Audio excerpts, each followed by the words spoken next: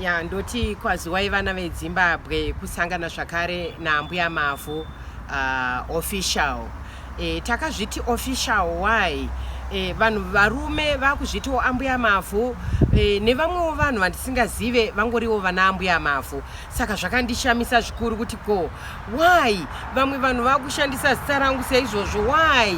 Anyway, zvinoitika zvazvo mukugarisana, mukungodaro zvinoitika, mangwavhasi ariko sekutaura kwamunoita language dzenyu, but ndandisingazvitarisiri. Anyway, hazvisi kundirwadza zvangu nokuti aMbuya Mavhu wacho ndichiri mupenyu, handisati ndafa. Nhasi ndati ndiuye nenhaurwa yekuti ndakanangana nevarapi vese zvavo vari muno munyika yeZimbabwe redu ratigere. Tiri vanhu vanotarisirwa pasi pachivanhu chedu, especially masvikiro, vanesi vemvura, makombwe, vari vehondo, mashavi chaiwo. Tiri kutarisirwa pasi zvakanyanya kuti tiri vanhu vanoputa fodya, asi takazoona kuti nenyaya yeCovid-19 vamwe vanga vakuti inonzi anointment dust because yanga ichibatsira vanhu paCovid-19.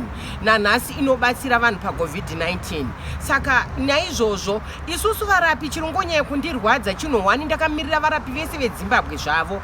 Tinoshorwa tichinzi tine tsvina, tigeze, hatizive chirungu, tiri vanhu vakasara, zvakare tiri vanhu vanoda midzimu stereki, tiri vanhu vanoda chivanhu. No, haisiyo nyaya yacho vazukuru. Kuudzana chokwadi chinhu chakanaka. Hapana anozvarwa achiziva chakamugara, hapana anozvarwa achiziva chakamupfeka. Inhaurwa yekuti masikirwo atinoitwa namusika vanhu wedu takasikwa zvakasiyana. Zvakare kuva munhu wechivanhu like zvandiri zvino hazvirevi kuti handisi munhu akafanana nemi, takatongofanana. Nyaya ingoripo ndeyekuti spirit inozondipfeka ndo inenge yasiyana nespirit iri mauri. Nyaya iyoyo chete ndo imwe chete, but kazhinji kacho ndongokusiyai zvangu ndichiti zvakaoma sei kuti spirit yaJesu Jesus yakapfeka vanhu vapenyu.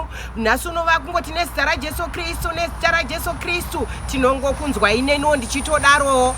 Asi kana nini ndakapfekwa nemhepo yematateguru angu, handigoni kuzoti nezita raJesu Kristu because handisi mwana waJesu, asi kuti Jesu Kristu nditateguru wevarungu. Isusu tateguru wedu ndiye tateguru wedu ane madzinza atiri kushandisa. Saka naizvozvo ndiri munhu uya anokwanisa kukubatsirai panzira dzechivanhu chedu kune vari kutambudzika nazvo.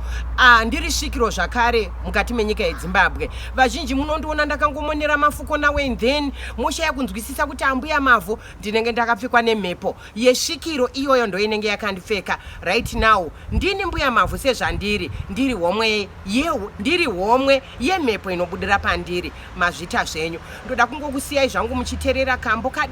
Handisi kuda kunyanya kuenda mberi narwo, asi ndiri kuita kuti mukwanise kuzvidzora paunhu nemagariro edu sevana veZimbabwe vari mukati menyika yeZimbabwe, vanofamba nechivanhu chavo negwara rematare echivanhu chedu sechivanhu chedu chatinofarira, kuitira kuti tisadzikisirwa nedzimwe nyika, kana kuti isusu pachezvedu tisatoredzera zvedzimwe nyika tichisiya zviri mukati menyika yedu, nekuti ndo zvine huchi nemukaka zvinotipa kurarama, zvinotipa utano.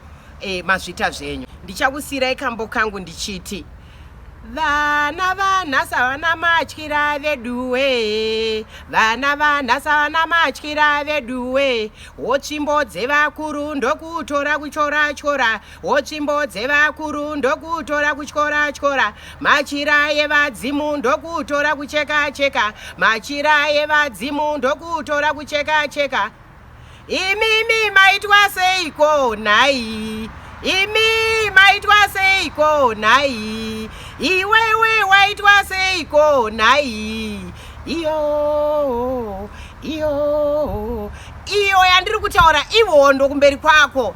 Ndatenda zvangu vana veZimbabwe mazvita. Thank you for support me.